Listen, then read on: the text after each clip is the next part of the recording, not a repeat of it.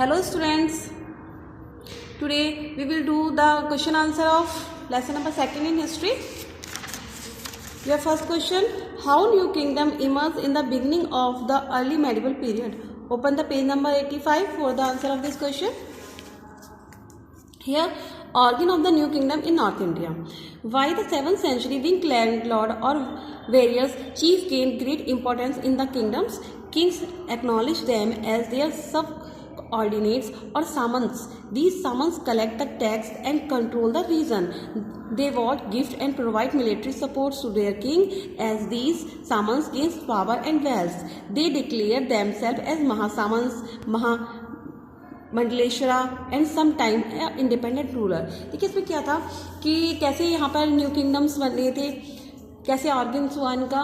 7th century में क्या था कि काफ़ी बड़ा एम्पायर होता था, उस पूरे एम्पायर को एक राजा नहीं संभाल पाता था, तो वो क्या करता था, उसको पार्ट्स में डिवाइड कर देता था। जो लैंड लॉर्ड्स होते थे, सामंस होते थे, उनको ना कुछ पार्ट्स दे दिया जाता था। वो उस पार्ट्स का पूरा जो कंट्रोल करना था, उस पूरे पार्ट्स को कंट्रोल करना, उससे जो भी टैक्स लेना होता था, वो सब क्या करते थे, वहाँ के जो लैंड लॉर्ड होते थे, मीन्स जमींदार होते थे, कुछ सामंस होते थे, वो लोग करते थे। ये लोग क्या करते थे, सामंस क्या करते थे, टैक्स को कलेक्ट करते थे और जो रीजन, जो क्षेत्र इनको दिया जाता था ना, उसको कंट्रोल भी करते थे। वो जो है अपने किंग्स के लिए गिफ्ट लेकर जाते थे और उन्हें मिलिट्री सपोर्ट्स भी देते थे।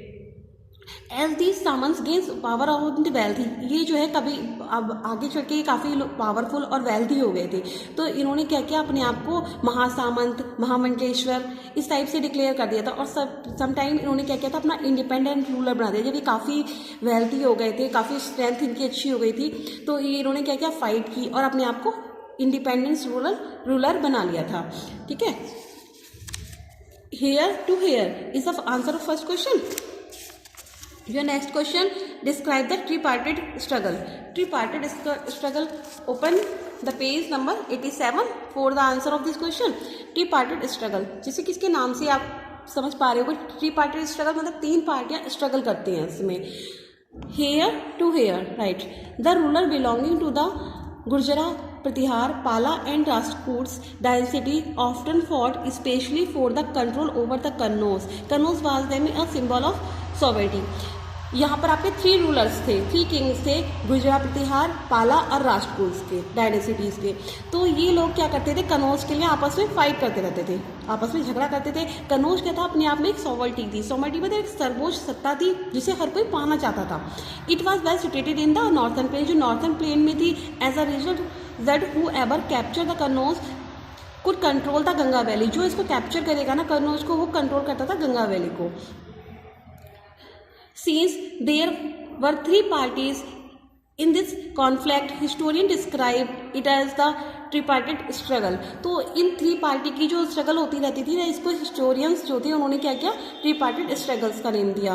These 3 kingdoms were almost equal in strength, और ये जो तीनों राजा थे, जो इनकी स्ट्रेंथ थी वो इक्वल थी, काफ़ी स्ट्रॉन्ग थे ये लोग। So the victory of the one king over the other did not last every long, मतलब अगर कोई जीत जाता तो वो लास्ट मतलब काफ़ी लंबे समय तक किंग नहीं रहता था, क्योंकि फिर इनमें फाइट होना स्टार्ट हो जाता था, तो फिर ये किसी और को मिल जाता था Kannauj. Your next question, how did Rashtrakutas become powerful. Rashtrakutas जो थे वो पावरफुल कैसे हुए। Page number 86, open the answer of this question. Yes, here the heading of Rashtrakutas, here to here. ठीक है, दंती दुर्ग बाद succeed by his uncle Krishna first. Dantidurga कब succeed हुए थे, अपने अंकल, जो उनके अंकल थे ना कृष्णा फर्स्ट, उनके बाद।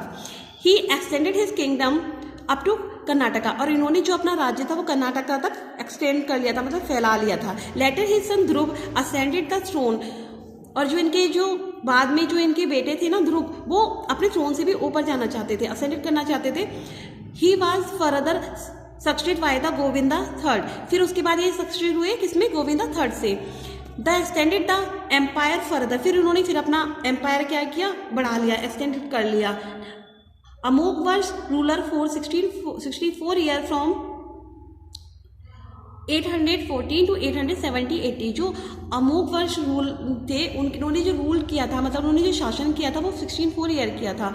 The Rashtrakutas ruler Krishna third defeat the Chola ruler, इन्होंने क्या किया, डिफीट किया था चोल्स रूलर को Karnataka in 1949 AD.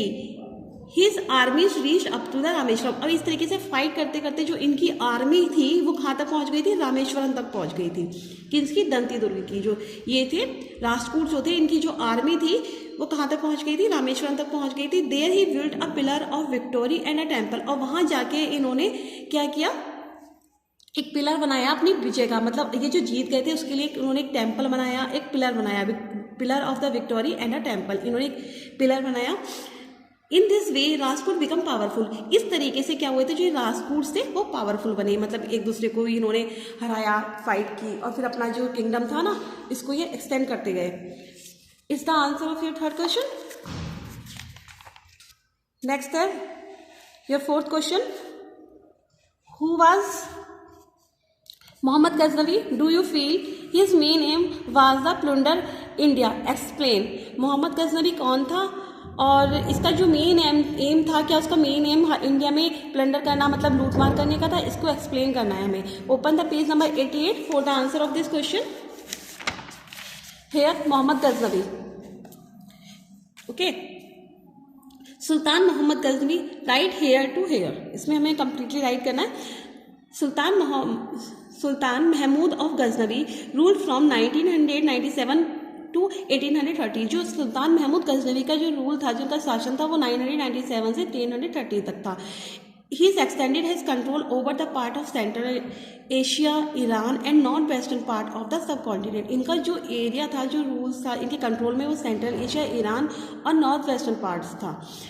In order to bring the wealth and build the large army, he raided the subcontinent 17 times between 1000 to 1027. इन्होंने 1000 to 1027 तक 17 टाइम्स मतलब आक्रमण किया, या जैसे आक्रमण करना बोलते हैं, रेड करना, रेड डाली उन्होंने अपनी आर्मी को वेल्थी और स्ट्रॉन्ग बनाने के लिए, अपने आप को वेल्थी बनाने के लिए, स्ट्रॉन्ग बनाने के लिए. उन्होंने मैनी टाइम्स हमारे इंडिया पर भी अटैक किया.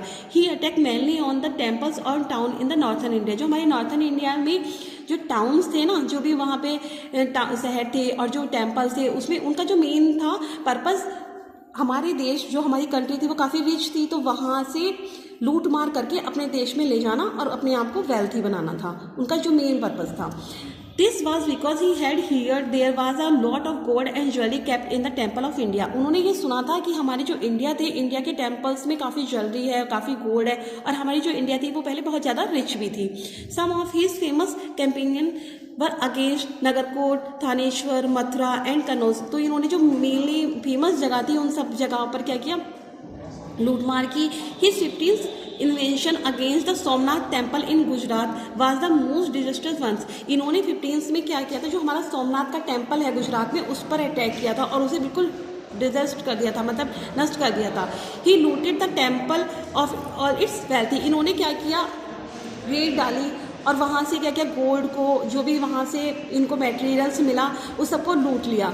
ही use some his wealth to beautiful of the city of Ghazni.